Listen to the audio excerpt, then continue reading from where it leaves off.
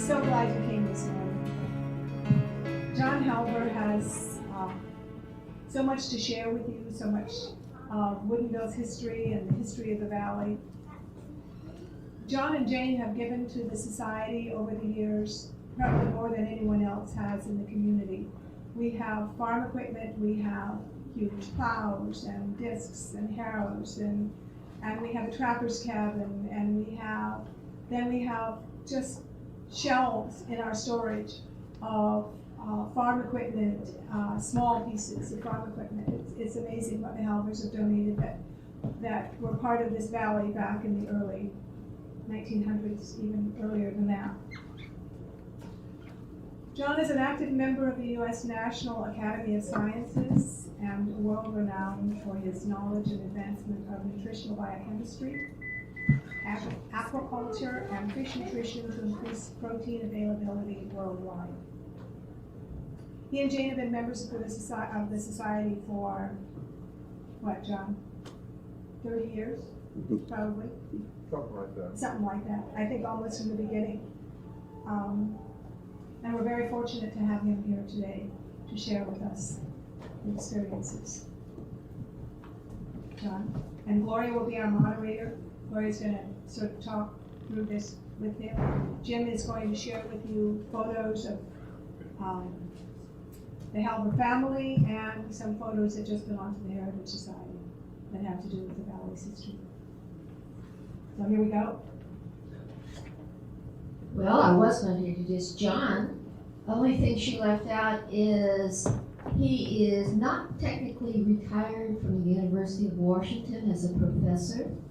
And because of all the nutritional studies he's done, he still travels the world doing lectures and studies and things. And his list of awards would take all morning. Let's just say they're there. He has a web page, and you can go check it out. Thank you for all that syrup poured on a flat pancake this morning. I've just been around a long time, and it's a pleasure to be here to try to reminisce a bit about what's happened in Woodinville.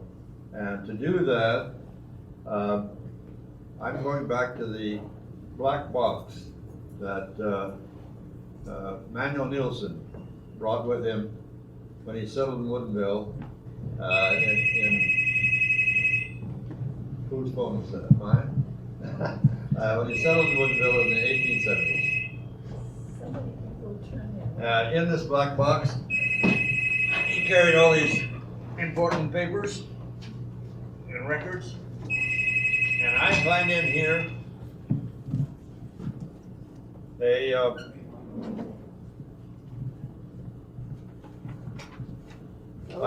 here a typed copy of a report that I gave to the Woodinville Historical Society in 1980, now the Heritage Society.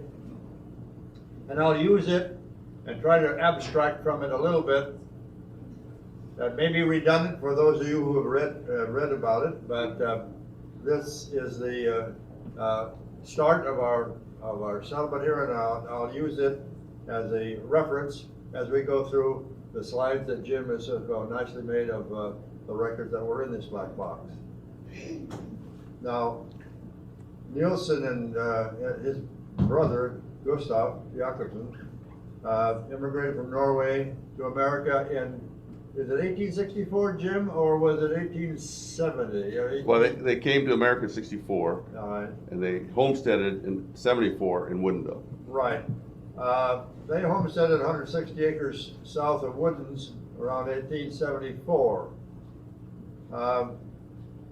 This is a brief synopsis there, Eric.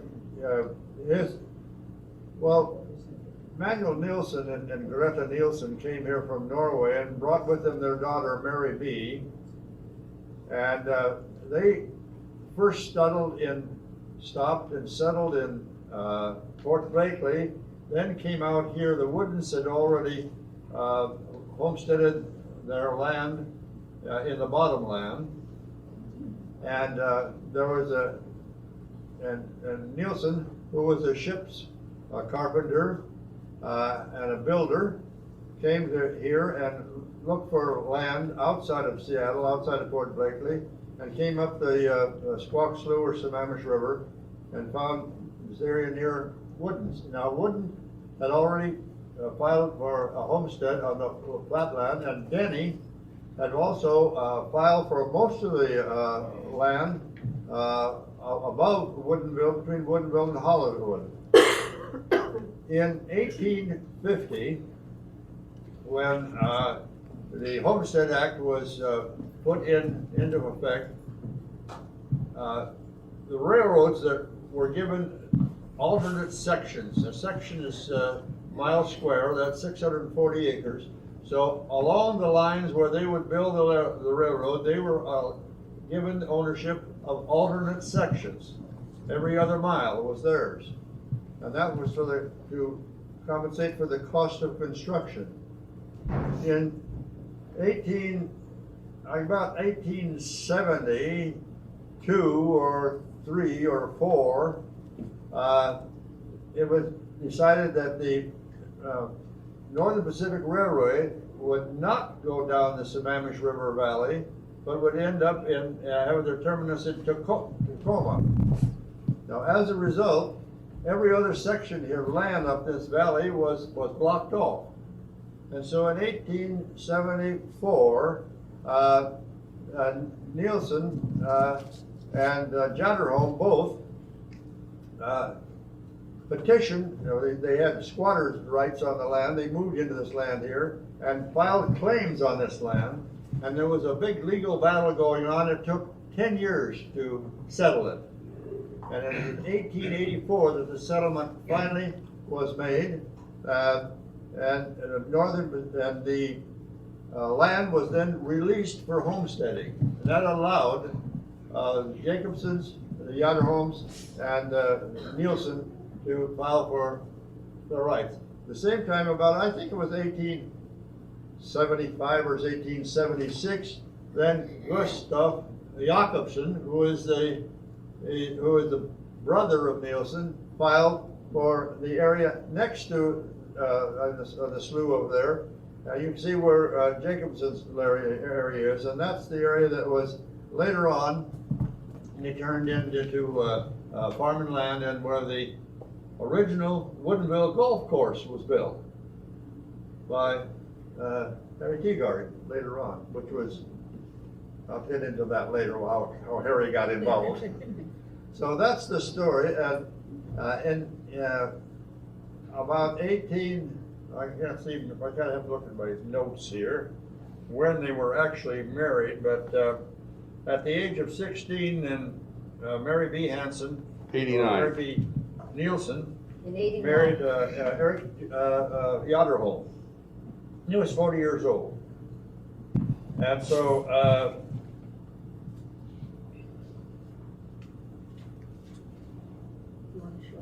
no, that's all right. I found that, and at the age, in 1876, at the age of 16, then Mary B. married Eric Janderholm, who was a logger in the area, and they had 3 children: Jacob, Annie, and Billy. And then, when the legal problem was settled, that the land was open for homesteading, Janderholm and Nielsen both filed for homestead rights. Well, in 1880, about 2 or 3 years later, Mary B. Janderholm at that time had 3 children, and one of them died. Jacob died, but Annie and Billy were still there, but her husband died. So here she was, a widow at the age of 22 or 23 with 2 children and no means of support, but she had this homestead, and it was a problem as to whether or not she'd actually get clear title to this. And so I need to spend a little moment to talk about this amazing a really amazing grandmother of mine. Women at that time were not very, very active in society, but she had the presence and fortitude to hire a lawyer and go to the territorial judge and petition for ownership rights on her homestead. And he listened to the case and wrote out a brief in India ink, and it's in the black box here, which says that yes, if you complete your $100 a year improvement on your homestead for the next year, in 1889, you will have patent for it, right? And I think we're circulating around the original homestead patent, and you'll see that it's in the name of Mary B. Jatterman. Well, after this was all done, she got her citizenship, and she was one of the first, maybe the first person to get a citizenship in the new state of Washington in 1889. And so in 1889, then she decided to plat the town of Woodinville, and then this was done in 1890, 89, and 1890. And in 1890, the formal plat of Woodinville was made, and she dedicated the streets and the area there for this work. Now we can go back to the slides. Jim, can we move ahead? Okay. You might want to walk through how you are related at this point in terms of Mary B. Well, Mary B. She married Anders Hansen.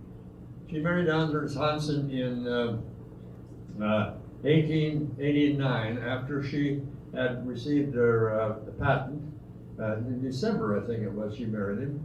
And he was from Jutland, Denmark. There's an interesting romantic tale. I don't know how true it is, but it's a family tale that Anders Hansen was another carpenter, another ship's carpenter, and he came in on a ship to Seattle, heard about this beautiful widow in Woodinville, somehow came up to Woodinville and met this woman, was fascinated by her, and got in love, I guess, and went back. And that night, took his carpenter's tools off the ship, and the ship left in the morning. He was in Seattle. Then he came back on up, and he said, well, you'll have to marry me now because I'm a wetback. And I want to get my citizenship unless we get married. And so he persuaded her, and they became married, and they were married. Well, anyway, that was my grandfather, and Mary B. was my grandmother, and she had already had 3 children. And then she had Alfred, Margaret, Mary, Agnes, and Helen.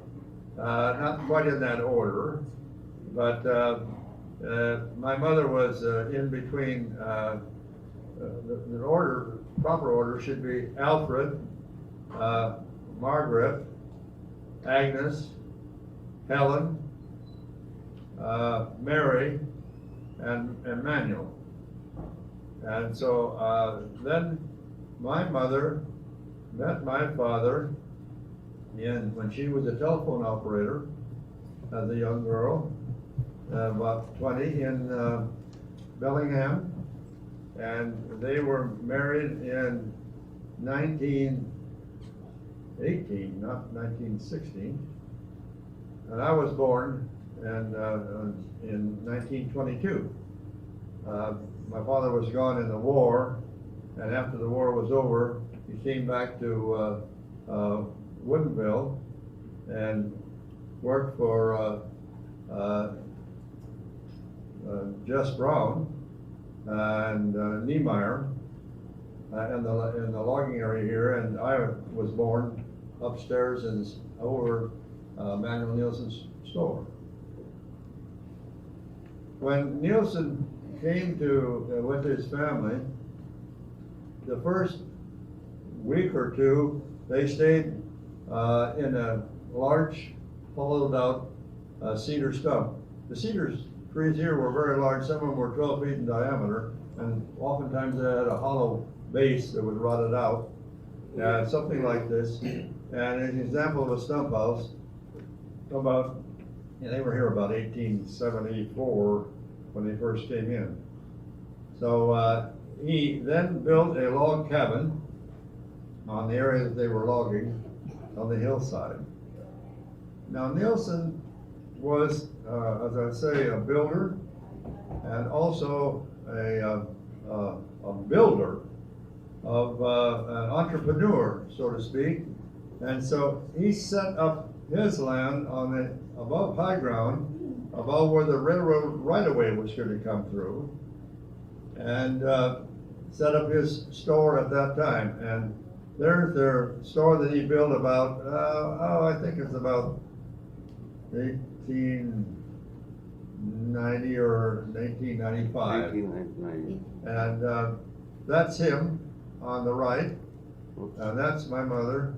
That's him, and there that shows his I think that's Bill. Greta. I'm Greta. not sure. Yeah. I don't remember her very well, and that's Billy Yatterholm there.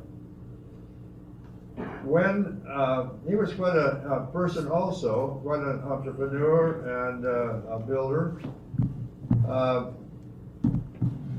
In 1888, when Eric Yatterholm died, this widow had 2 sons, and so he dedicated his ownership in his patent and in his homestead and in his property to her in trust to take care of these 2 children.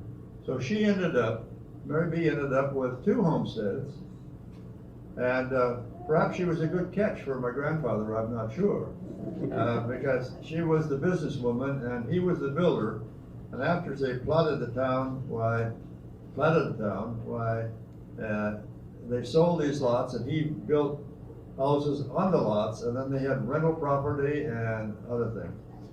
There's my grandmother there, that's Mary B. Nielsen Yatterholm there, and there's my grandfather, and that was in Kennydale, when we were living out there, I think in the early 30s, late 20s, early 30s. Yeah. One interesting thing happened when my grandmother married Anders Hansen. Nielsen gave him a new home, and it was built down about where the Saginaw Lumber Company is, or Machias Lumber Company is, on that side of the town. And where you have what is that called, that tavern, the Slough or something like that over there now, in the Y of the old railroad grade? Corey's on McCoy's. McCoy's. McCoy's on the side. McCoy's Saloon, in that area, right there was where the barn was, the old barn and the old outhouses and so forth, and woodsheds and for the Hansen family. And this was the house that was built for them, and that house was there for many years on the riverbank, or above the riverbank, and that's where my grandmother raised her family. And those are the 3 sisters.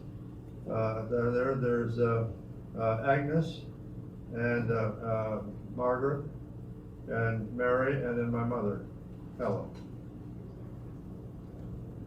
Would you like to talk about that pear tree that was in that photo? Well, there was an old pear tree in the back there, and we have some pictures of it. This house was kept there until the belt line went through The in railroad. 1921. And then when they ran the new line from Woodville over the hill into Renton, that's called the belt line. And it went right through their property. And so at that time, Anders Hansen was a carpenter, built the new home across the street, across the concrete highway that goes up to Redmond and Fall City, and the so-called convict highway. We used to build with the red bricks. Go ahead. There's my Well, the picture on the left is 1916 when they were first went together, and then there's a falling out between the two, and my father went up north to Alaska for a year of fishing and so forth, commercial fishing, and finally came back and they were married in 1918. That's the wedding picture on the right.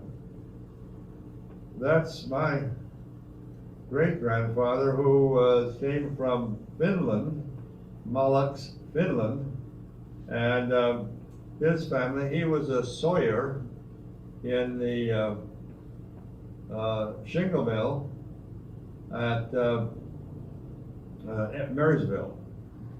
And my father was, there's another story, we don't have time to go into that. Not this evening, it's another story in itself, and the fact that his wife died when my father was 12, and his oldest daughter was 16 and married to Big Emil store, and so there were two children left, Marie and my father, Emil, and so he sent Emil with his daughter on Whidbey Island at the age of 12, and Marie was adopted by the local doctor. And he went back to Finland and died there. So we've lost, he did not come back. He went back to Finland to convince the sister of his wife to come to the United States to take care of the children. He died there, and she buried him in South Finland. I was back in Finland about 4 or 5 years ago and located the records in the old grave at that. But that's another story. Let's go on. All right, there's that's the family. There's Hilda, the 16-year-old, and my father, and there's Marie. There, that's his family there. And that's my father in one of the logging pictures right there. And that's where he was in the Corps of Engineers in the Spruce Division in World War I. Well, that's me, I guess. We're building a new house on the hill. In 1922, I was born, and then Anders Hansen, and I think my grandmother persuaded him to do it, gave my father 2 acres of land, or 1 acre of land on the hillside. If he slashed the hillside, he'd have 1 acre of land up there he could build a house. And so in 1922 and 1923, in 1924, he built this house on the hillside, and I was helping him. There's my brother Lee, who was born 2 years later. And now, in 1887, the Seattle Lakeshore and Eastern Railway reached Woodinville. You see, this is about the same time, 1884, 85, 86, 87, 89. And it split at Woodinville. One branch went north to Snohomish and on to Sumas, and to connect with the radio system, and the other branch went south to Redmond and to the coal mines in Issaquah. Now, back in 1921, they resulted in a triangle in Woodinville when the belt line was put in to Renton. And at that time, in 1902, I think it was, Jim, do you remember exactly when the Northern Pacific Railroad bought out the Seattle Lakeshore and Eastern, and then when the railway was connected. Yeah, he went back. He went bankrupt, and there was about a 10-year fight again about ownership of the railroads in that Yes. time period, early 1900s. Yeah. All right. Well, anyway, when that happened, it was renamed. Seattle Lakeshore and Eastern was renamed the Eastern International or something like that. But the railroad was really changed the development of the land. You see, old Woodinville was on the hillside above the railroad lines. It was built above the Snoqualmie branch or the branch that went up to Issaquah. And then there's the original town plat of the town of Woodinville, 1st and 2nd Street, and Nielsen Avenue and Yatterholm Avenue. That is now Nielsen Avenue, I think, is 127, and Yatterholm is 126. and that Second Street there is now 173rd. Anyway, it's the area right above the railroad crossing, above that restaurant down there. You have a question there? No, I was just going to point out where exactly we're talking. We're talking right there. Well, And this is 175th downtown Main yeah, Street. well, this is Woodville. this is 127th, this is 120, and this one right that goes up here over the hill is 173rd. And the old, there's a right of way that went through here. There was down in this valley in here, on this side, there was a creek. And next to it, they had a skid road that went down to where the bend of the river is here, would dump logs in, and float the logs down the river to a boom at Kenmore. And there they would be rafted. The raft was generally about made up in sections, and each section was about 60 feet by about 40 or 50 feet, about 50 feet, 50 by 60. The side swifters were 60 and held together by boom chains, and the side swifters were 50, and then they were tied together with the toggles and the rings of the boom chain. So they float the logs in with the current, line them up, one tier of logs, and put a couple across the top to pack them in and close them off to a section. That would be one section. And then the next section would be put in that way until they build up to 8 sections, and that was the standard section to tow them down to the sawmill down in Ballard.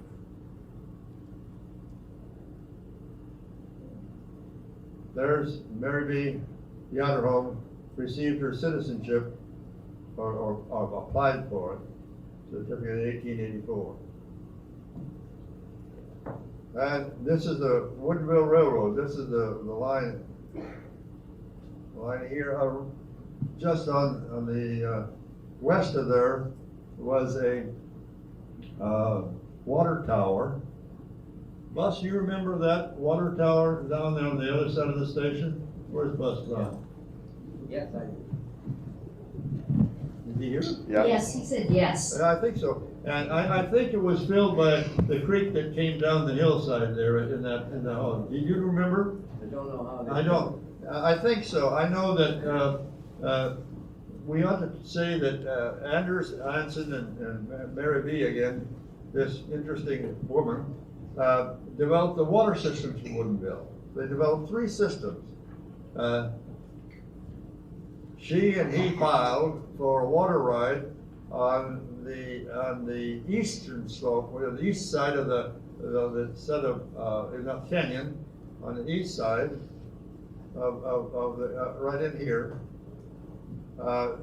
and received a water right in when Washington was at early state, and then they received permission to run a 1-inch water line down across the railroad line to the old section house that was right here.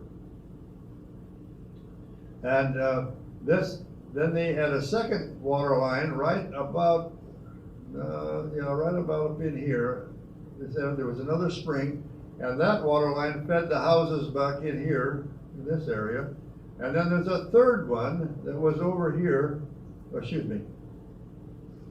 said fed the houses in this block here. Then there was this other spring that was right up there to this day on the head of this 127th or Yatterholm Avenue.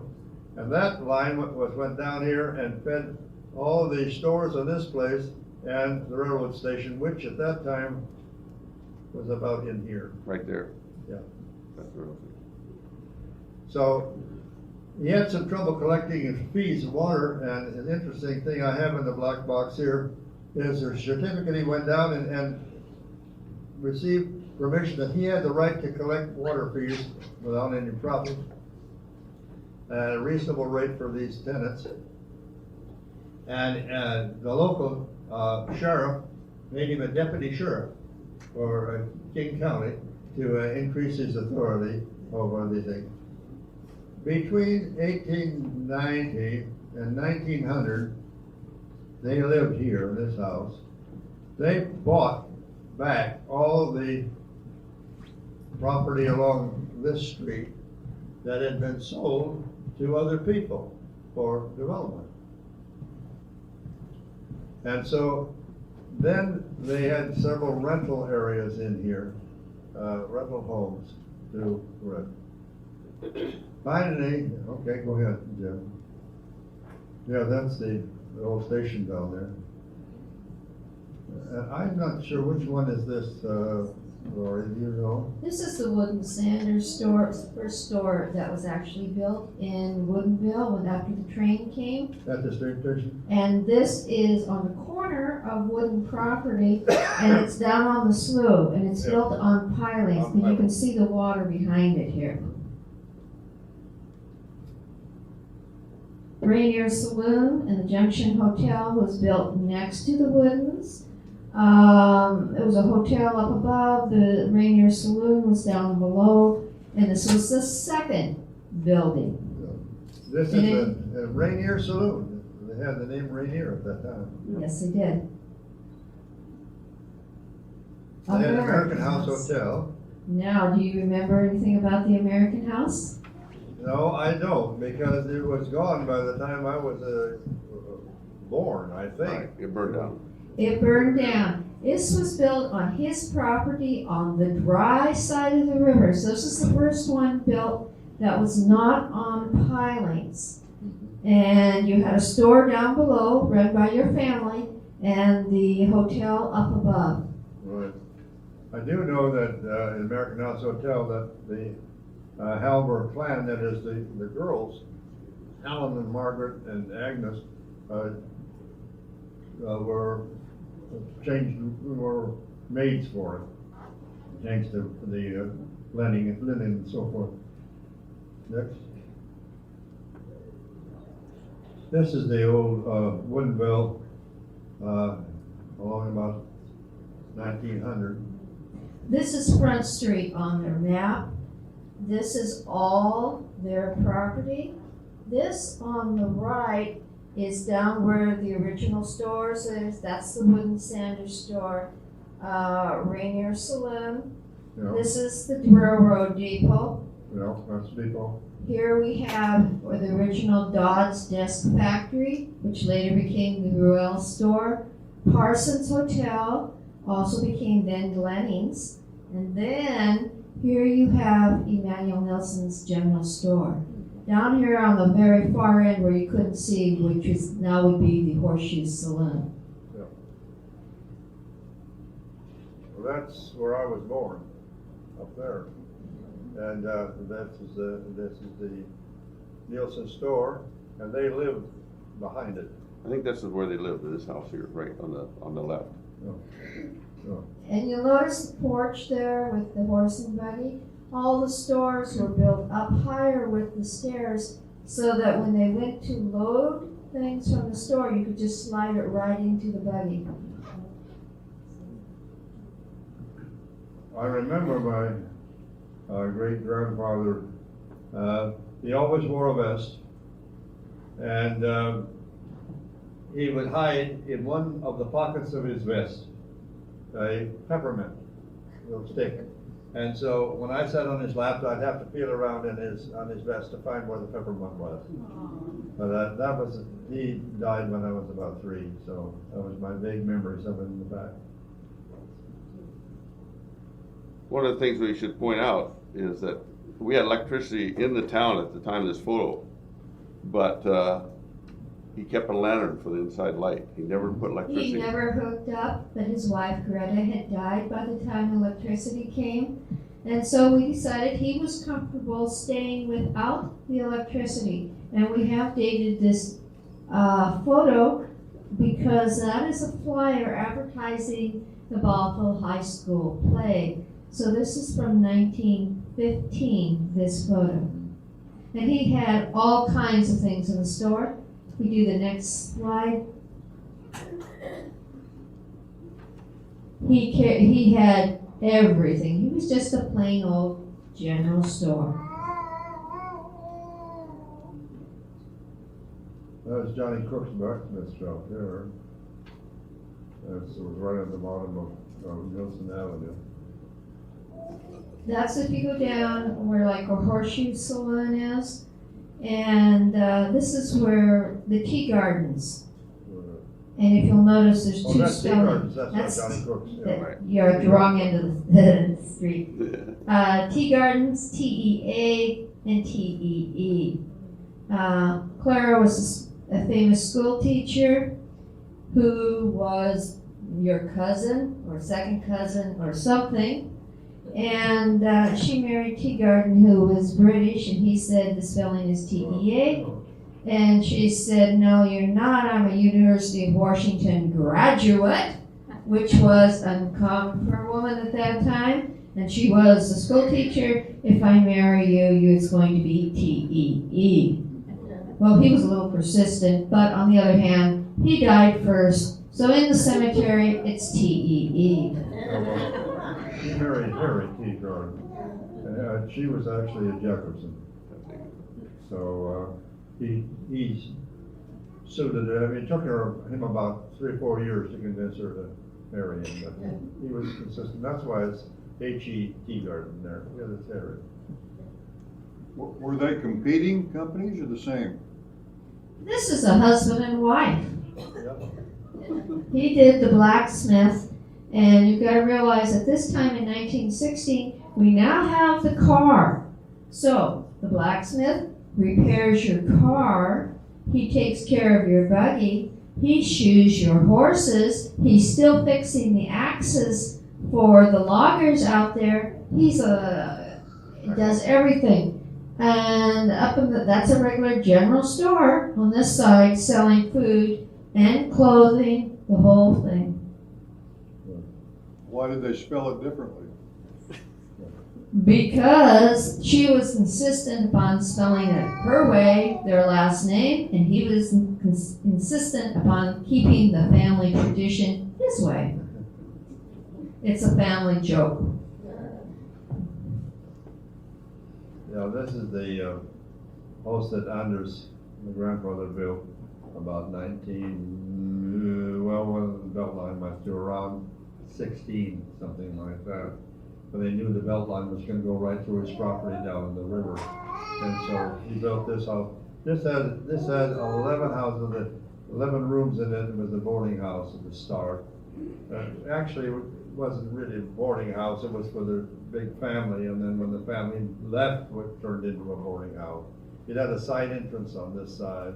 We had 3 rooms on top up there, two down here, and one on the far side. And then there was a big kitchen and a sitting room and a porch on the back. And you see it in the back side had a wood shed and a connecting place. So this was right above the highway, and so overlooked the valley, and it was a boarding house. And they had about, I would say, about 5 boarders, 6 maybe, that could live in the place. So that's the carpenter shop of my grandfather's.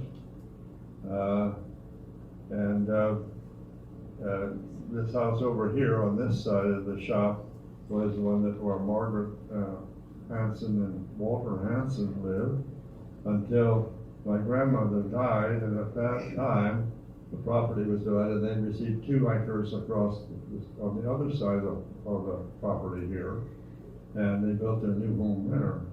And years later, when I came back from Purdue University to Seattle, we lived in this house. Jane and I did for a couple of years till we found a place downtown. Well, these are a few things from the farm. I mean, we had 2 trailer loads, big trailer loads full of equipment, and these were just a couple of things that were there.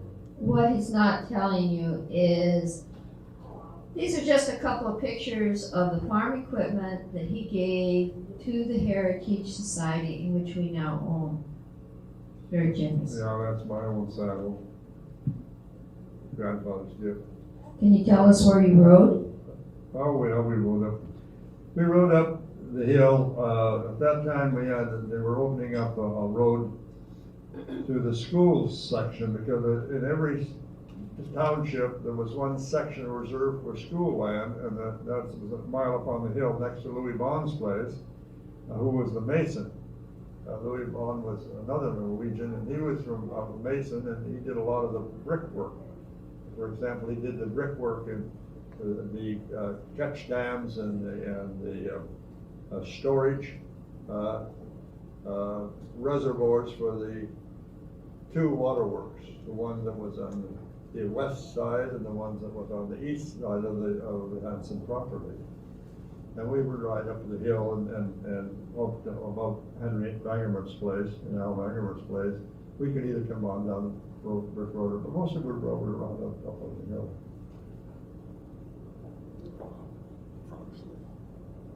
Next. The frog. Oh, you want to talk about frogs? Well, I guess that's about all we need to say about the ancient history of Woodinville. I'd just like to summarize to say, again, that what I consider amazing woman was that my grandmother, Mary B. Hanson.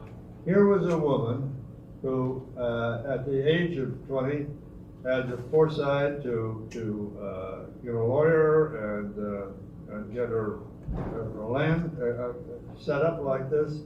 That she was a friend of Susan Wooden's. She taught Sunday school in the church. She platted the town of Woodinville. She married this carpenter from Denmark.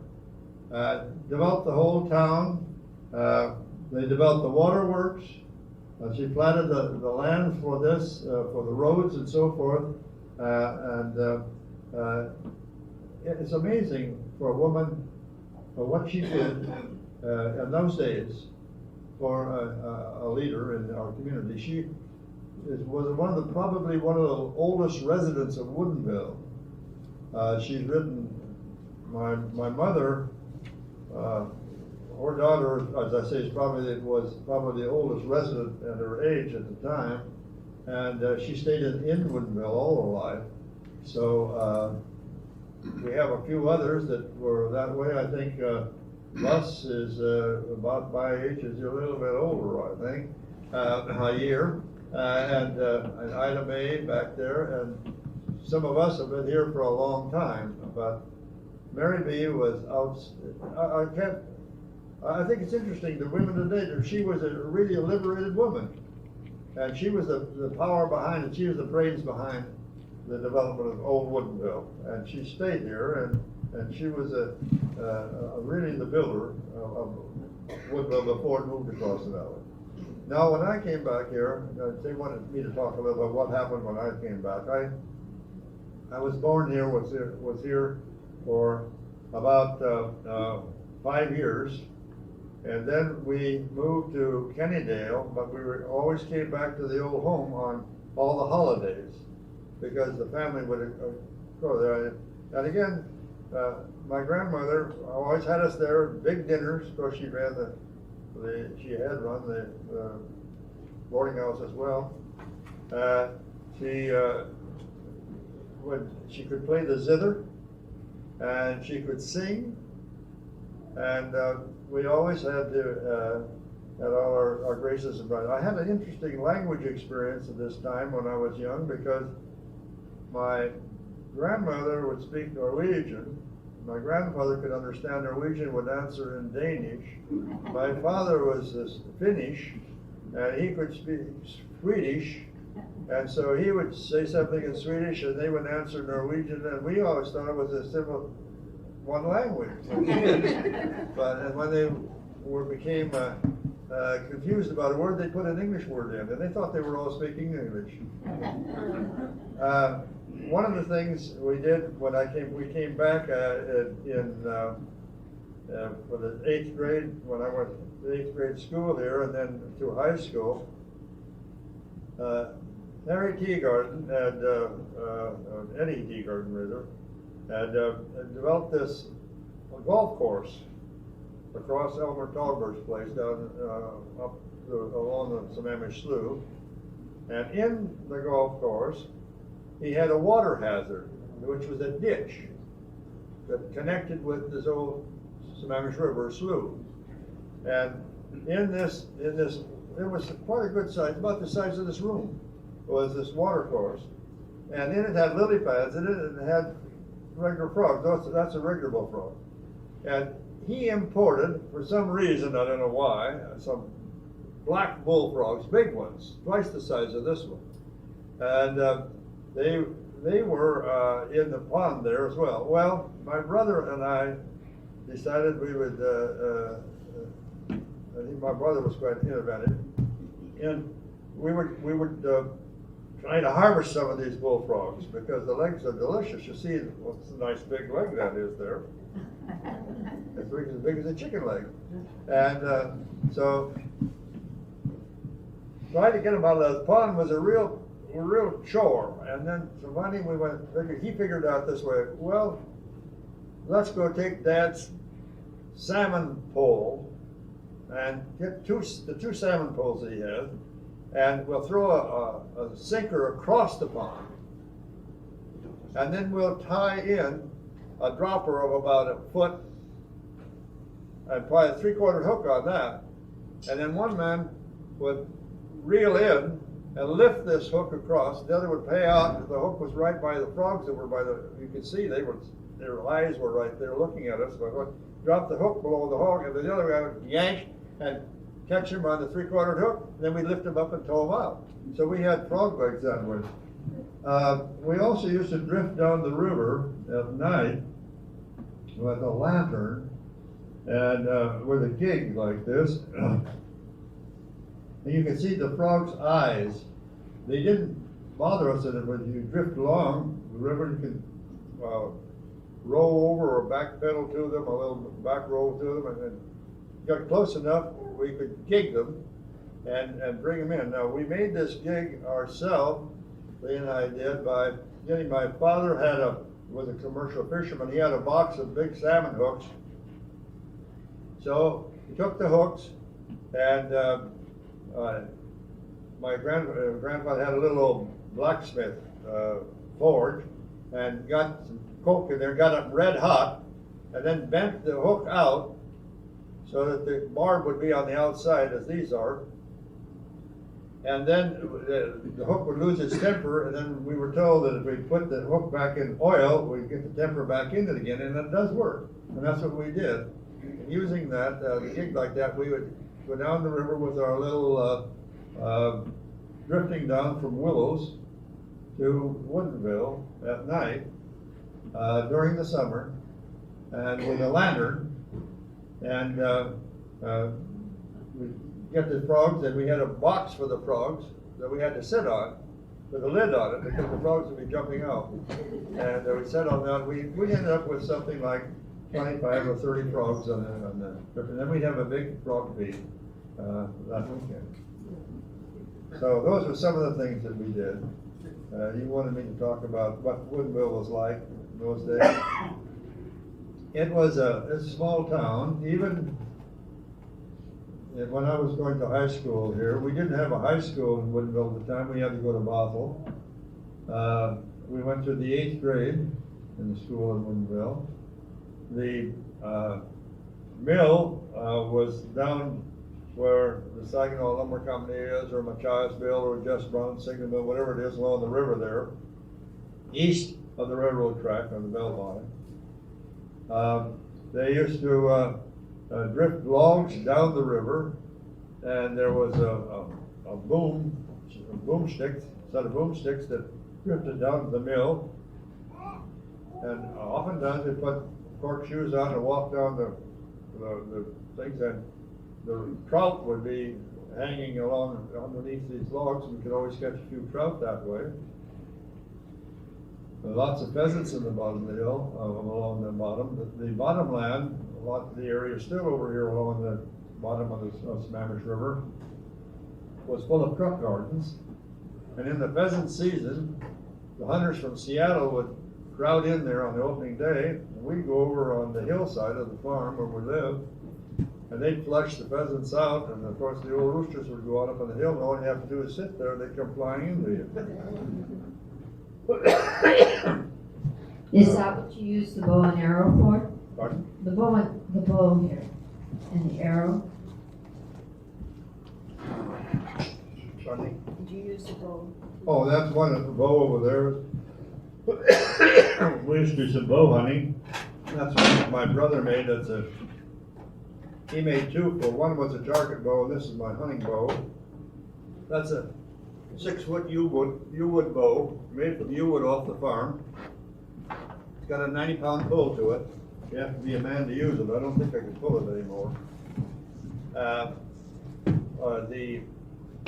other thing that, you have a picture of the cabin there. Those cabins were on our old farm. They were used for farm labor, and then later on, the other one on the right-hand side or the south side was Frank O'Brien's, the trappers, and they were built by my grandfather next to his carpenter shop. Later, one of those, the one on the right, we gave to the Heritage Society, and it's over here now, being moved.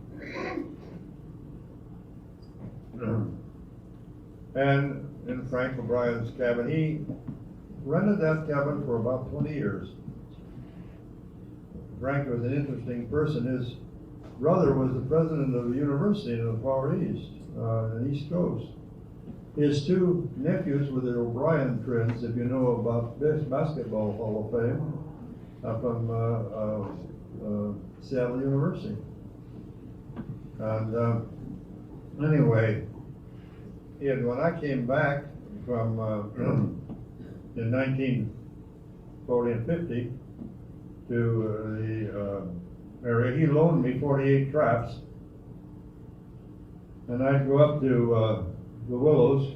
Jane would drive me up to the Willows in our car, in our little old cedar skiff, and I'd drift the trap line and come back to Woodinville about 8 o'clock, and set the traps for rats and mink and nutria.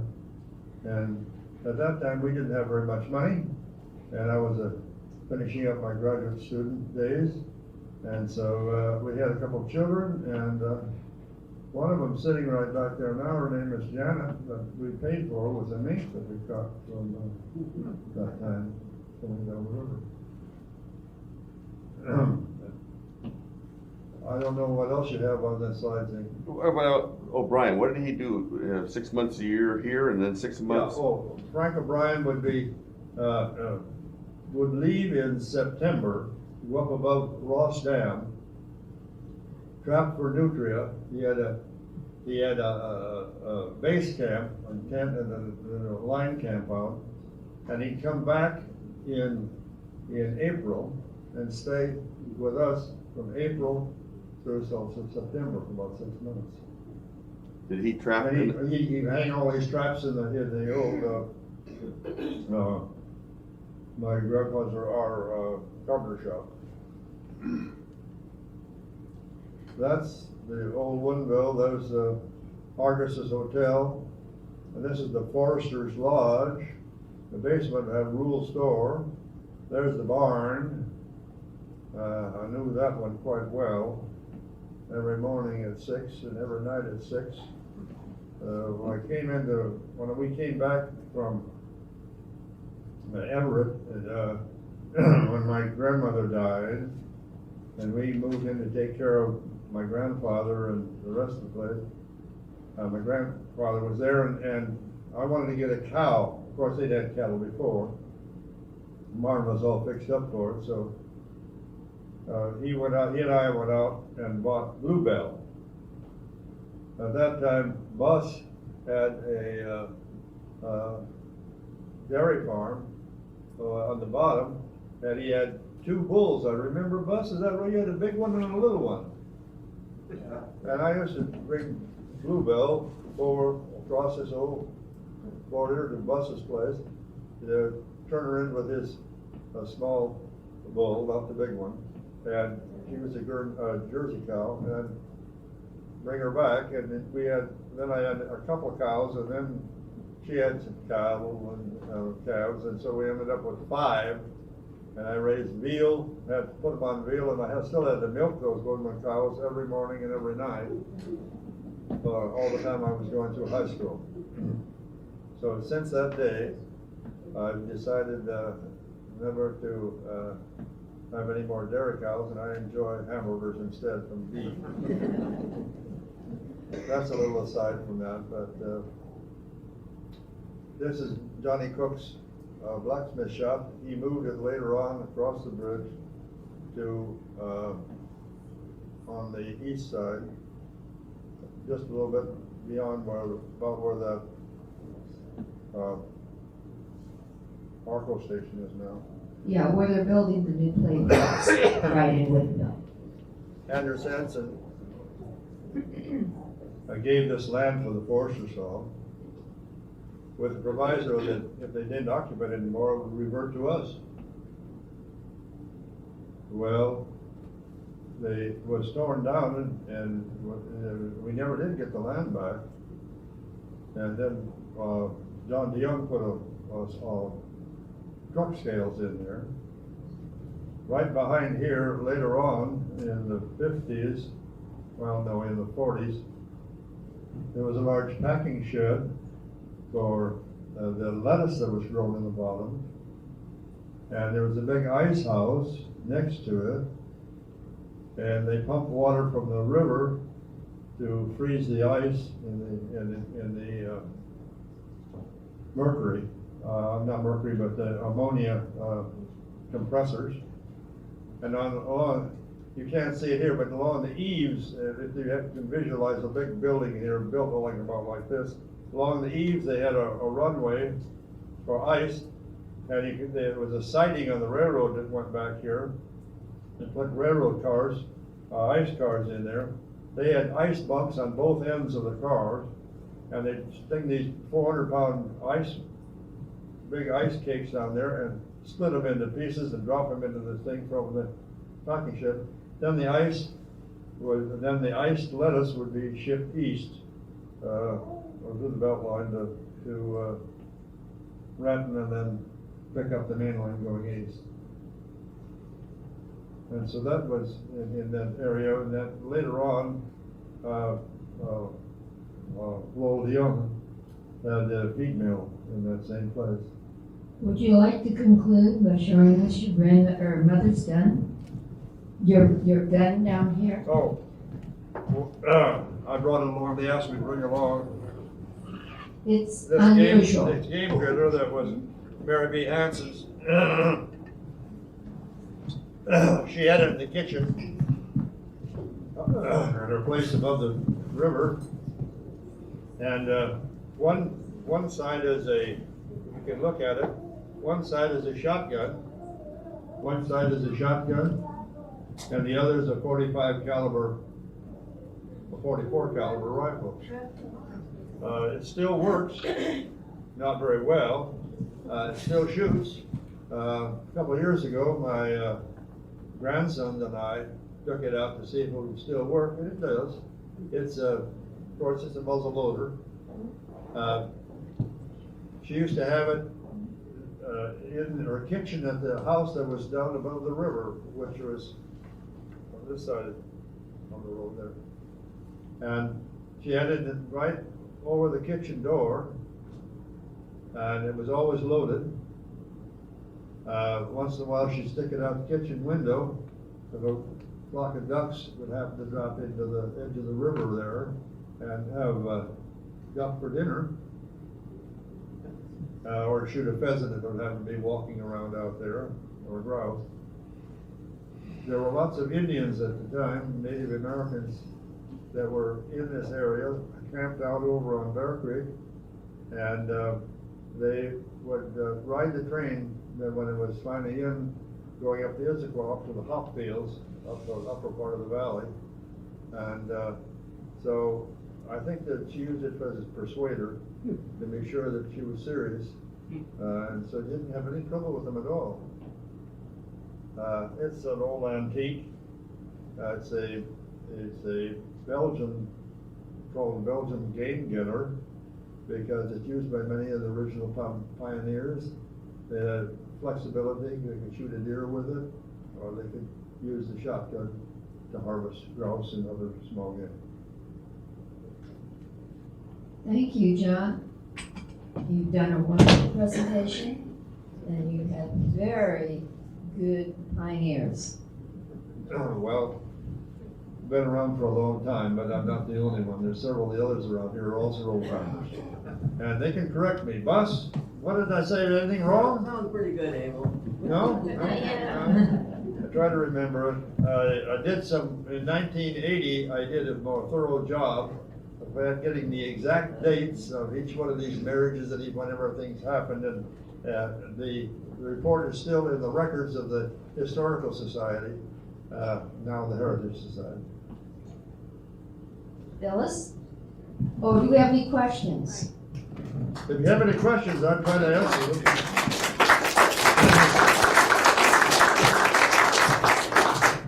Yes, Jane? How about your grandmother, how she got, before they had the railroad up there, how she got her supplies every month? Oh, before the railroad was in, when they were first here in the 1874, and even when she was married, Eric Jodderholm was the daughter, they'd walk over the hill to Juanita, then row across Lake Washington to Madison Park, and go into Seattle, the big city then, and get, and Madison Park at that time had what do you call it, The little trolley trolley cars. car, yeah, that went over the hill. No, it was a cable car that went over the hill. And she'd get her supplies to come back and then roll back across the lake and then walk back home again. So it was a long day. Once the railroad came in, well, that was different. Then we had railroad lines. When I was a kid here, we had the railroad that went in all the time up to Sumas.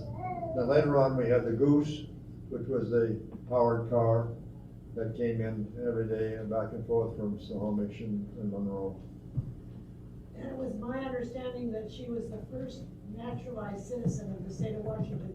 She actually waited until Washington broke out from Oregon. Yeah, well,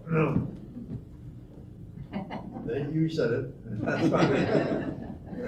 The farming equipment that we have that belonged to your family, I didn't hear you, Phyllis. the farming, excuse me, the farming equipment that we have, the plows and so Yeah, on. that came from hand-me-downs, from the Nielsen's to the Hansons to the Halvers. And when we sold the property over here, when we bought the farm down in Underwood, we left here in. Which is on the Columbia River, Which is southern on the part of Columbia River. Washington. We moved a lot of the usable farm equipment, even if it was old, down there, because we had a very small farm and weren't using the equipment all the time, just occasionally. And so it was down there and was still usable. And so when we sold the place down there, well, we weren't working the farm anymore. Well, what do we do with it? So we sent 2 trailer loads up here and 2 trailer loads to the museum in Goldendale. So we were kind of pack rats. Well, a lot of these old things like side delivery rakes and straight rakes and foot burner plows and 2-bladed plows and things like that. You know, it's, we were almost as bad as Bus Brown. He has a barn full of things too, I think. I'm not sure. Last time I was over there, I saw them. Any more questions? Any comments? Any? John, why don't you introduce your family that's here? I can't hear you with that class 3 hearing. You're too close to the guns too long. Yes? Introduce your family. Would you introduce your family that's here and have them Oh, stand I as you introduced introduce the them? family. Yes. First, there's my wife Jane. She's right there. You all know her. She's a member. Then my daughter Janet. She's right next to her. then her son, Jason, he's back there, his wife, Heather, back in the kitchen, and Heather's son, Jonathan. Where is he? Over there. Okay. Angela's here too. Oh, Angela! I forgot Angela. I should never forget Angela. She's sitting there. That's Janet's daughter.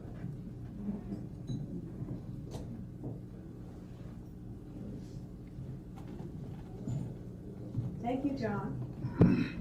You're welcome, Phyllis. I think a more organized and well sequenced summary is in this 1980 publication, which you have a copy of. I assume we do, yes, Okay. somewhere in the file. Yes, yes, we do. I think we're all glad we came, right? Yes. Well,